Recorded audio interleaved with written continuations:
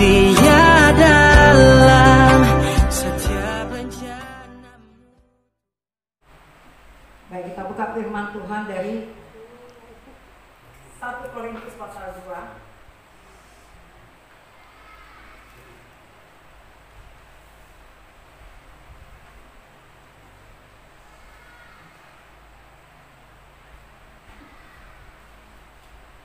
1 Korintus pasal 2 ayat yang pertama sampai ayat yang kelima.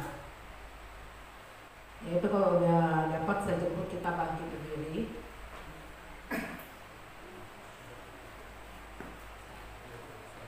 Saya baca ayat yang pertama, cuma ayat yang genap ya. Demikian firman Tuhan.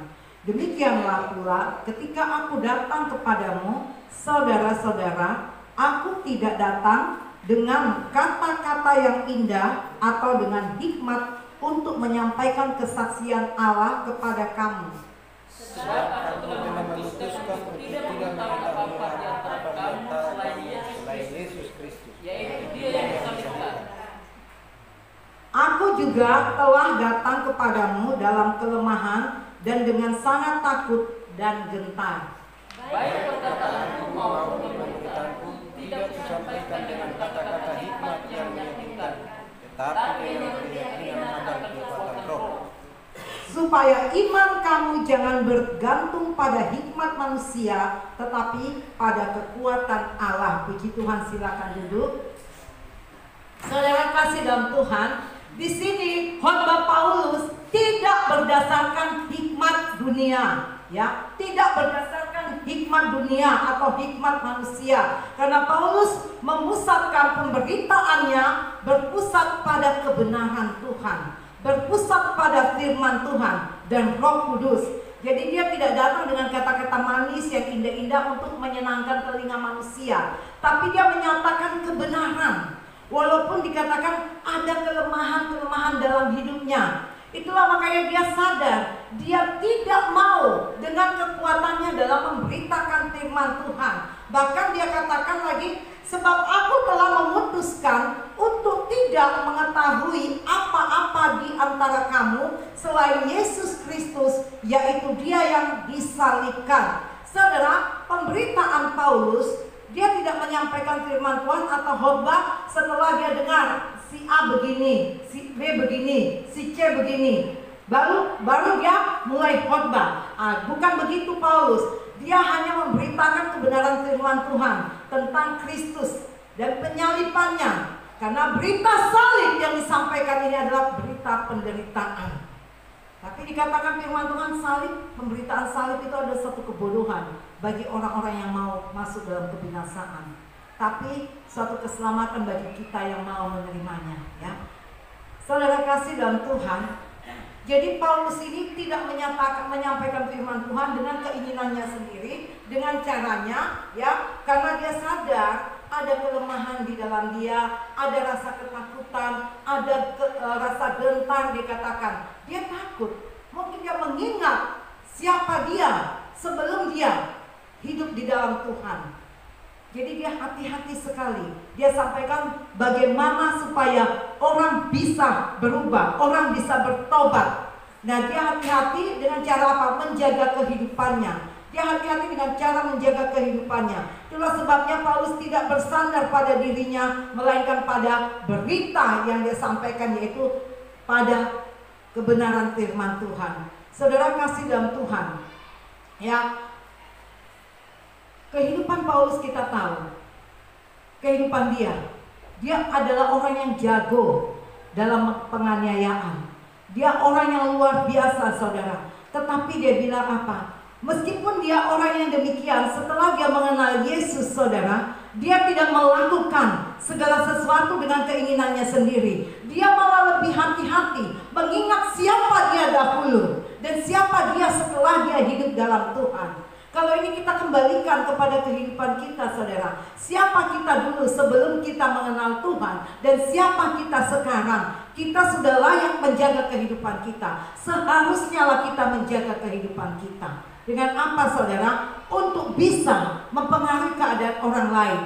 Saudara kasih dalam Tuhan, ya, Paulus mempunyai keyakinan Kalaupun dia tidak dengan cara dia, tidak dengan kemampuan dia menyampaikan kebenaran firman Tuhan, tetapi dia percaya bahwa Roh Kudus sanggup mengubah segala sesuatu. Roh Kudus mampu bekerja lewat penderitaannya untuk mengubah seseorang. Karena hanya firman Tuhan yang bisa mengubah seseorang, bukan kemampuan manusia, bukan kemampuan Paulus. Saudara, Paulus ini hebat di dalam dia dipakai Tuhan, saudara. Hebat. Mujizat di mana-mana terjadi. Semua hebat dia, saudara. Tidak ada yang tidak kagum melihat keadaan Paulus, saudara. Tetapi ketahuilah, saudara, sehebat-hebatnya orang dipakai Tuhan, mungkin ya berdoa orang mati bangkit, mujizat terjadi di sana sini, seluruhnya luar biasa. Tapi itu bukan kehebatan dia, saudara. Yang Tuhan kehendaki, saudara, orang bisa menjadi hebat. Kenapa, saudara? Ketika kehidupannya berubah. Dengar, bahwa mujizat adalah Tuhan punya, tapi karakter dan kehidupan engkau punya. Jikalau ini berubah dari yang jahat menjadi yang baik, dari yang tadinya suka gosip jadi membawa kabar damai, dari yang pembunuh menjadi penuh cinta kasih, dari hal yang memberontak menjadi penurut. Ini kehebatan, ya. Ini hebatnya seseorang sebagai manusia. Bukan karena dia pelayanan luar biasa Tuhan pakai, tidak, itu semua Tuhan punya. Tapi seseorang itu menjadi hebat ketika dia berubah. Yang tadinya suka mabuk, nggak mabuk lagi. Yang tadinya suka beganja, nggak ganja lagi. Yang tadinya suka cabul pikiran, kelakuan, sudah tidak lagi. Ini hebatnya. Ini manusia menjadi hebat apabila dia meninggalkan hal itu. Apabila kehidupannya benar-benar berubah. Dan inilah seseorang menjadi hebat. Kenapa? Menjadi pelaku firman Tuhan. Nggak hebat karena mujizat terjadi di sana sini. Mujizat Tuhan punya. Kita apa punya kita? Kehidupan ini, karakter ini. Ketika karakter kita berubah dari yang tidak berkenan kepada Allah menjadi berkenan kepada Allah dan disukai banyak orang, ini hebatnya seseorang. Bukan karena hartanya banyak dipandang, wah dia hebat, berhasil. Bukan, saudara. Karena pernah Tuhan sampaikan kepada orang kaya, bilang apa? Pergi bagikanlah hartamu sekarang. Setelah kau bagikan kepada orang miskin, datanglah ke sini, ikutlah aku, engkau akan memperoleh harta di surga. Berarti gak ada apa-apanya. Berarti ini bukan kehebatan. Apa salah kalau kita menikmati kekayaan? Enggak salah. Tetapi kita harus tahu prioritasnya siapa, sumber itu siapa. Kalau Tuhan bilang bagikan, bagikan. Saudara, orang memandang Paulus mungkin hebat ya, Paulus ini sampai pernah ada orang bilang begini, saya mau kayak Paulus dan dipakai dengan segala karunia yang ada. Saudara, bukan itu kehebatan Paulus. Kehebatan Paulus dari pembunuh jadi orang yang penuh cinta, kasih. Jadi orang yang melakukan firman Tuhan. Ini hebatnya. Kalau begini, saudara, kalau kita masih saja hidup dengan keonaran, mabuk, ganja, sana sini semua, saudara, terus kita bilang kita orang Kristen, terus hari Minggu ibadah, nggak ada hebat-hebatnya dah. Saya beritahu bahwa saudara sedang berlelah-lelah dengan sia-sia, sedang membuat diri capek sendiri, dan tidak ada nilainya di hadapan Tuhan. Yang membuat kita hebat bukan kekayaan kita. Yang membuat kita hebat bukan karena mujizat terjadi di mana-mana. Yang membuat kita hebat karena kehidupan kita berubah menjadi pelaku firman Tuhan. Ini yang hebat, saudara. Kristen pun bukan menjadi orang hebat. Yang menjadi orang hebat adalah orang yang melakukan kehendak Bapa. Karena dia tahu semua rahasia Allah. Dia lakukan.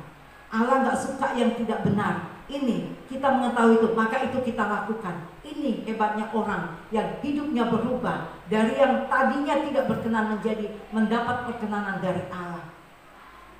Paulus hebat kehidupannya masa lalunya. Kenapa, saudara? Dia punya otoritas penuh untuk membunuh siapa saja yang menyembah Yesus.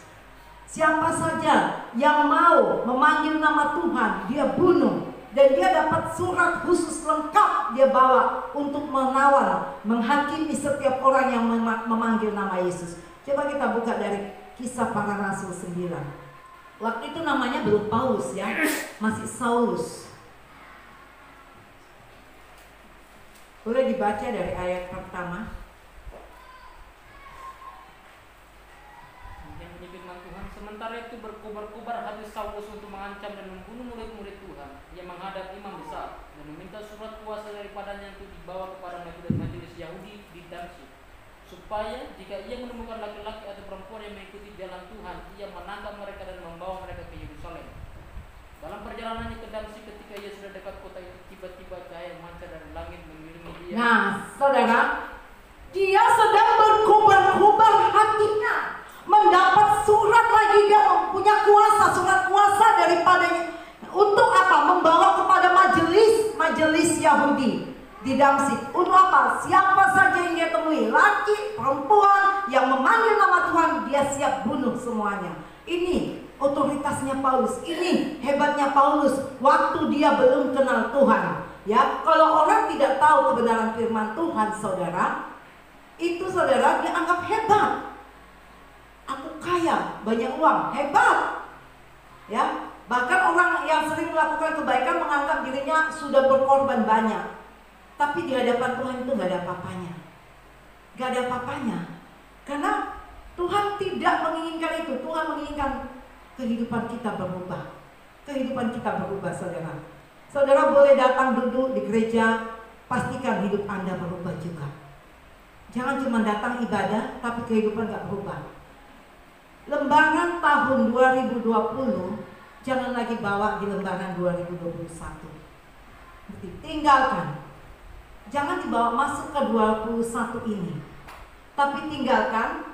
Dan inilah yang menjadi satu kehebatan di dalam Tuhan, apabila kita melakukan kebenaran firman Tuhan. Jadi saudara, kita tidak perlu bangga dengan kehidupan yang tidak berkenan di hadapan Tuhan. Tetapi saudara, jangan lagi bawa, tinggalkan semuanya. Sekarang kita masuk pada yang baru.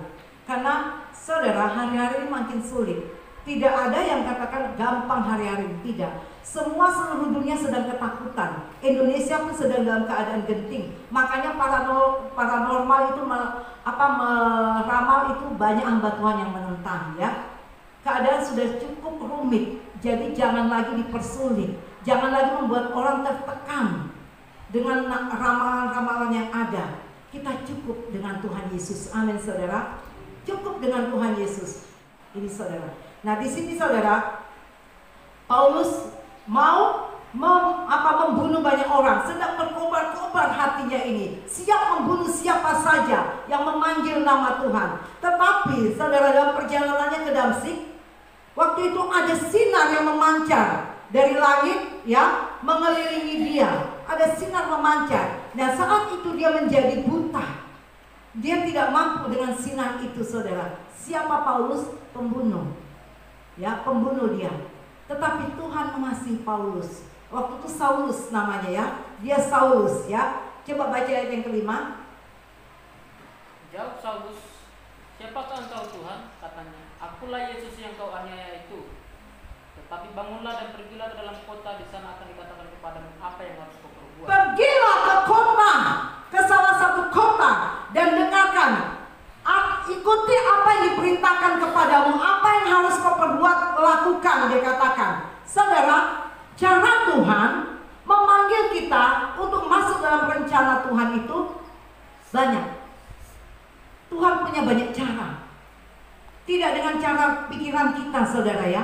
Nah, di sini kita diajar Tuhan, saudara, supaya kita mengerti, saudara, segala persoalan yang terjadi itu tidak akan membawa kematian. Bahkan tidak akan membuat kita sampai terpuruk. Di sini Paulus sudah buta, ya, buta total, dia tidak bisa melihat. 3 hari 3 malam dikatakan dia tidak makan, tidak minum. Dia buta. Saudara, lanjut boleh baca, jadi kita tahu, ya. Maka termangu-mangulah teman-temannya di perjalanan, karena mereka memang mendengar suara itu, tapi tidak melihat seorang pun juga. Saulus bangun dan berdiri lalu membuka matanya, tetapi ia tidak dapat melihat apa-apa. Mereka harus menuntun dia masuk ke Damsyik. 3 hari lamanya ia tidak dapat melihat, dan 3 hari lamanya ia tidak dapat makan dan minum. Tidak dapat melihat, tidak makan dan minum selama 3 hari 3 malam. Dan dia harus dituntun. Orang mendengar suara tapi nggak ada wujudnya. Nah, ini yang membuat semua orang jadi takut. Loh, ada apa ya? Siapa Paulus? Pembunuh.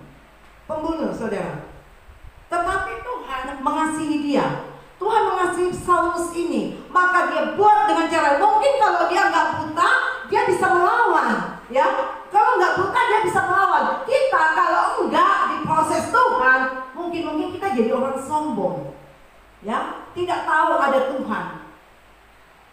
Ingat segala perkara yang terjadi dalam hidup kita itu untuk menyatakan bahwa Tuhan itu berkuasa, bahwa kedaulatan Tuhan yang akan terjadi.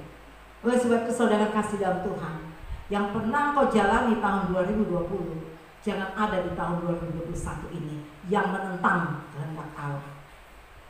Ayo berubah. Engkau tidak akan pernah hebat dengan segala perbuatanmu yang tidak berubah. Engkau akan menjadi orang hebat meskipun engkau tidak, mungkin keuangan kita tidak sama dengan keuangan orang lain, tetapi engkau akan menjadi hebat ketika engkau melakukan kehendak Tuhan. Karena orang yang berjalan melakukan kehendak Tuhan, Tuhan akan selalu memberitahu rahasia-rahasia isi hati Tuhan kepadanya.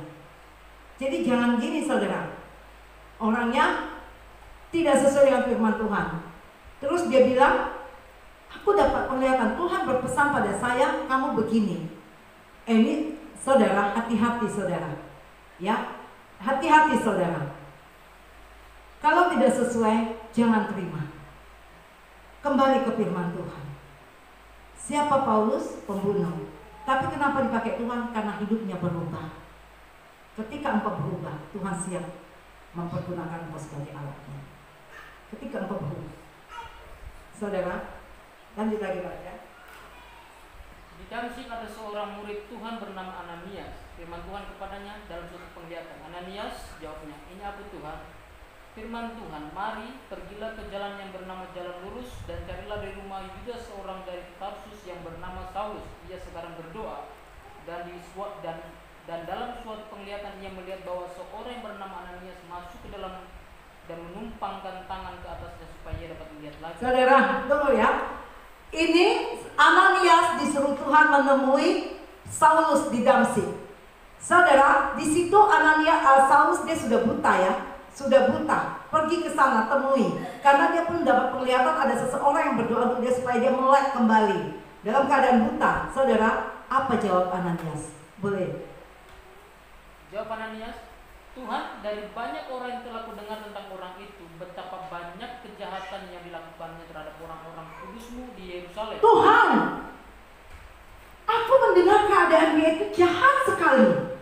Dia banyak menganiaya orang-orang kudus Tuhan di Yerusalem. Saudara, dengar ya. Siapa Paulus? Pembunuh. Dalam keadaan Saulus ini buta, Ananias suruh temui dia pun takut, saudara. Bagaimana kalau dia melek, suruh ketemu, gak mau, ya. Dalam keadaan buta ini disuruh temui, gak mau. Kenapa? Mengingat kejahatan Saulus ini. Bagaimana kalau dia dalam keadaan melek gini terus didatangi, didoain? Pasti gak mau. Buta, dia dalam keadaan buta aja, Ananias gak mau loh. Coba betapa sadisnya pribadinya Saulus ini. Tetapi Saulus ini menjadi orang hebat. Kenapa? Meninggalkan segala perbuatan-perbuatan lamanya. Saudara, masa dia buta aja takut? Orang gak bisa lihat apa-apa kok. Karena orang melihat ke belakang masa lalunya. Kita diajar jangan melihat ke belakang lagi. Jangan kembali ke belakang lagi. Saudara, maju terus. Maju terus. Jangan sampai menjadi suatu tekanan apa yang ada di belakang kita. Nah, di sini sampai orang takut loh. Orang buta kok takut orang melek menghadapinya. Bagaimana kalau Saulus saat itu dalam keadaan melek? Gak ada orang yang mau dekat. Dia buta saja orang takut.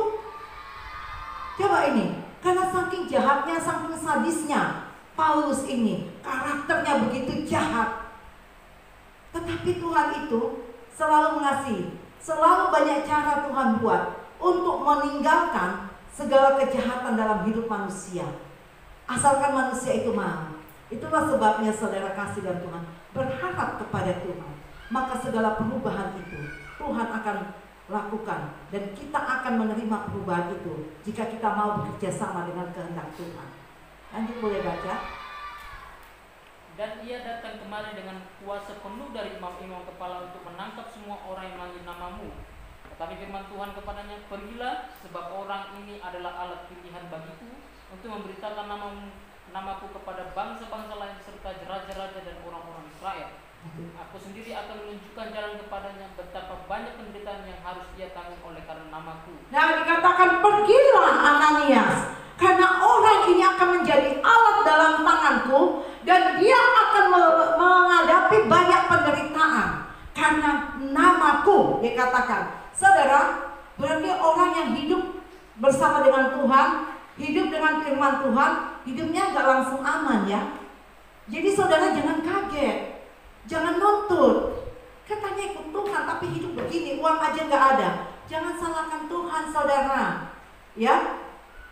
Jangan salahkan Tuhan. Ingat, bangun terus keadaan hubunganmu dengan Tuhan. Kalau seperti tadi kesaksiannya Opung, saya sakit apa Opung ini orang yang gak berdoa? Berdoa. Apa orang gak beribadah? Beribadah. Tapi kenapa mesti sakit? Itulah pertanda orang hidup di dalam Tuhan tidak langsung semua beres, langsung dapat makanan enak-enak, dapat uang, dapat kekayaan. Bukan itu saudara. Waktu Adam dan Hawa dibuang ke bumi, suruh mengusahakan tanah. Maksudnya apa? Kita harus bekerja. Di dalam kita bekerja, Allah memberkati. Allah turut bekerja dalam kita bekerja itu. Ini saudara, jangan bilang duduk karena saya sudah ibadah, harus datang, harus nikmati yang enak. Enggak. Apa yang dibuat Yesus di kayu salib? Apa yang terjadi di kayu salib? Hanya untuk mendapatkan saudara dan saya. Dia bisa kok nggak mesti mati? Tidak. Cuma dia berfirman, berhenti.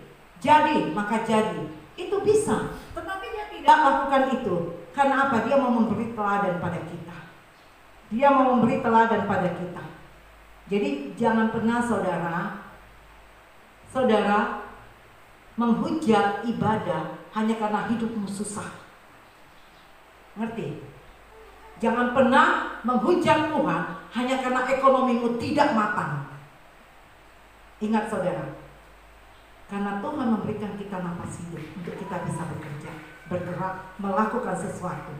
Tetapi jangan tinggalkan apa yang Tuhan kehendaki. Hormati tetap Tuhan di dalam keadaan apapun. Saulus menjadi hebat, menjadi Paulus bukan karena mujizat yang dia lakukan, tapi karena kehidupannya berubah dari yang jahat sampai jadi pelaku firman Tuhan. Ini saudara, ini kehebatan kehidupan kita saudara. Bukan hebat karena kaya. Wah, tidak ada apa-apanya kaya, saudara. Tidak salah kaya, tetapi kayalah juga engkau di dalam pengenalanmu akan Kristus. Jangan cuma kaya harta, tapi gak kaya akan pengenalan firman Tuhan, tidak punya pengertian akan firman Tuhan. Saudara kasih dalam Tuhan, ya. Apa yang disampaikan Paulus, dia tidak mau bersandar pada pengertian sendiri. Dia bersandar sepenuhnya pada Allah, karena dia tahu bahwa Roh Kudus mampu mengubah seseorang untuk berubah menjadi orang yang mengasihi Allah. Jadi gak perlu saudara, saya atur kata-kata saya supaya orang nanti baik, orang bilang saya hebat. Enggak saudara, semuanya Roh Allah yang bekerja. Roh Allah yang bekerja, siapapun kita, jika kita mau benar-benar menjadi pelaku firman Tuhan, Roh Allah yang akan memimpin semuanya.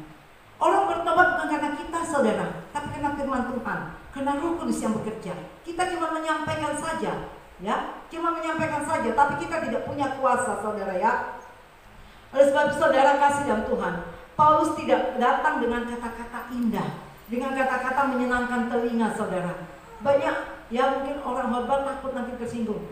Saudara, Paulus sesuai dengan keberadaan masa lalunya, dia juga keras menyampaikan firman Tuhan. Untuk apa? Membawa manusia dalam pertobatan. Tidak membiarkan manusia itu saudara masuk dalam kebinasaan. Memang gak masuk akal saudara, firman Tuhan, penderitaan Kristus disampaikan pada kita. Tapi kita yang memang mau masuk dalam keselamatan, itu satu kehidupan bagi kita. Itu satu kehidupan bagi kita. Hanya orang bodoh lah yang tidak mau menerima kebenaran firman Tuhan. Orang yang bodoh lah yang tidak mau menerima firman Tuhan. Kadang firman Tuhan disampaikan apa? Gelisah, tidak suka. tidak suka. Tetapi saudara kasih dalam Tuhan, ketika kita mau menerima saudara, sedikit demi sedikit hatimu akan diubahkan. Hatimu akan diubahkan. Coba baca 1 Korintus 1 ayat 18.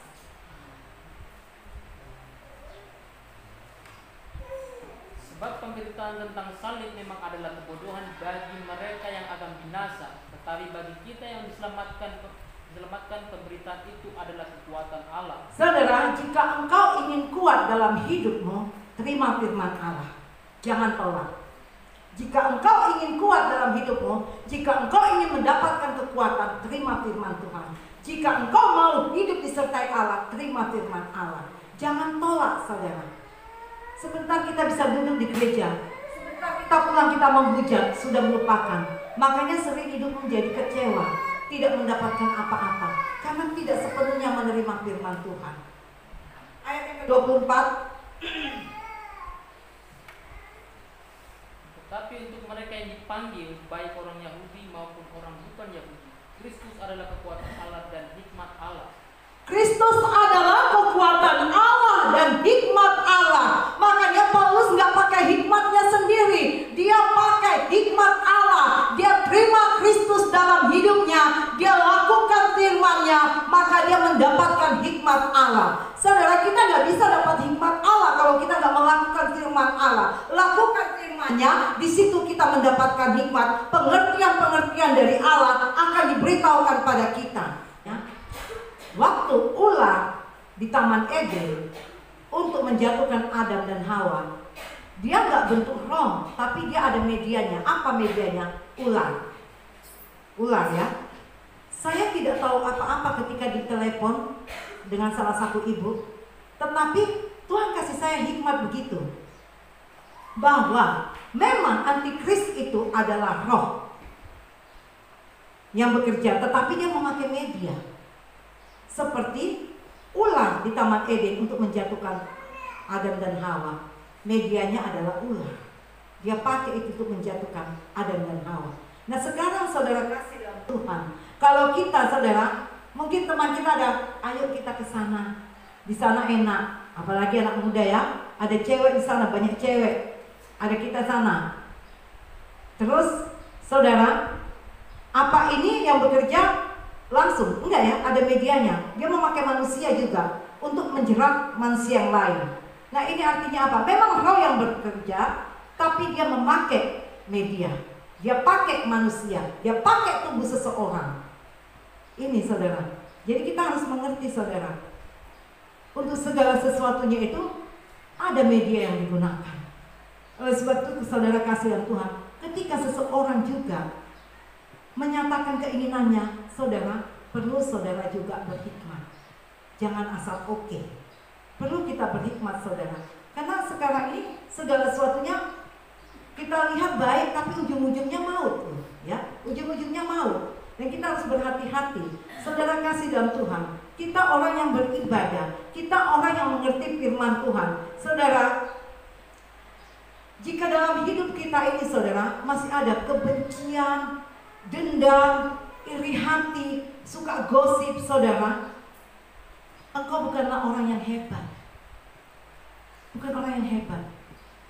Apalagi bersungut-sungut kalau sudah memberi, itu bukan orang hebat, saudara. Orang yang hebat, yang meninggalkan segala hal itu. Jangan tadi kita, itu kalau kita kadang kita melakukan sesuatu tapi kita bersungut. Kenapa? Kita sedang berlelah dengan sia-sia. Jangan sia-sia jerih lelahmu, tapi biar itu terhitung di hadapan Tuhan. Oleh sebab itu buang perkara itu, supaya engkau menjadi orang hebat. Lakukan firman Tuhan. Enggak rutinitas saudara, ibadahnya rutinitas, bukan orang hebat. Orang hebat, orang yang meninggalkan perbuatan jahat. Orang hebat, orang yang berubah dalam kehidupannya. Seperti Paulus, dia berubah. Itu yang membuat orang salut kepada, itu yang membuat orang sampai, saya maunya seperti Paulus, dipakai dengan segala karunia. Tapi prosesnya Paulus yang begitu berat, mampu enggak? Mau enggak? Siap enggak meninggalkan karakter yang sebagai pembunuh, sebagai pemabuk, sebagai orang-orang yang suka memfitnah? Siap enggak? Ini harus ditinggalkan. Ini harus kejahatan, supaya kita menjadi orang hebat. Jadi jangan senang hanya lihat karunia-karunia yang dipakai pada seseorang, tetapi lebihlah tertarik dengan perubahan karakter seseorang, karena itu yang Tuhan mau. Saudara kasih dalam Tuhan, di ayat yang kelima tadi, di Korintus tadi, supaya iman kamu jangan bergantung pada hikmat manusia, tetapi pada kekuatan Allah. Saudara kasih dalam Tuhan, kenapa Paulus sepenuhnya berpusat pada firman Tuhan? Supaya imannya bukan iman yang bergantung pada hikmat manusia. Kenapa Paulus sampai meninggalkan segala sesuatunya? Karena Paulus tahu bahwa Allah lah yang dapat melakukan lebih dari apa yang kita pikirkan. Bahwa Allah lah yang sanggup melakukan lebih dari apa yang kita doakan. Oleh sebab itu bergantung sepenuhnya iman kita kepada Allah. Jangan bergantung pada pengertian sendiri. Mungkin kita berdoa terbatas, tapi Allah untuk menjawab tidak terbatas. Ya, mungkin kata-kata kita terbatas, tapi Allah tidak terbatas. Itulah sebabnya di ayat yang kelima dikatakan, ya, supaya iman kamu jangan bergantung pada hikmat manusia, tapi pada kekuatan Allah. Lanjutkan di Efesus 3 ayat 20. Dia lebih kuat, ya, lebih mampu untuk melakukan dari apa yang kita pikirkan, dari apa yang kita doakan, dari apa yang kita lakukan. Dia lebih sempurna untuk melakukan dalam hidup kita. Bagi dialah yang dapat melakukan jauh lebih banyak daripada yang kita doakan atau pikirkan, seperti yang ternyata dari kuasa yang bekerja di dalam kita. Nah, saudara kasih dalam Tuhan, hanya Dialah yang bisa melakukan lebih dari segala apapun yang kita pernah, yang kita gumuli, kita ucapkan, bahkan kita mulai pikirkan mau ini mau itu, tapi Tuhan lebih besar lagi untuk melakukan dalam kehidupan kita. Oleh sebab itu, saudara kasih dalam Tuhan, mari kita menggantungkan iman percaya kita kepada Yesus Kristus. Jangan kepada pengertianmu sendiri. Mungkin kita orang yang pintar, tapi jangan bergantung pada pintaranmu sendiri. Karena segala sesuatu yang lebih besar lagi untuk dilakukan dalam hidup ini, hanyalah Tuhan yang bisa melakukan itu. Amin. Tuhan Yesus.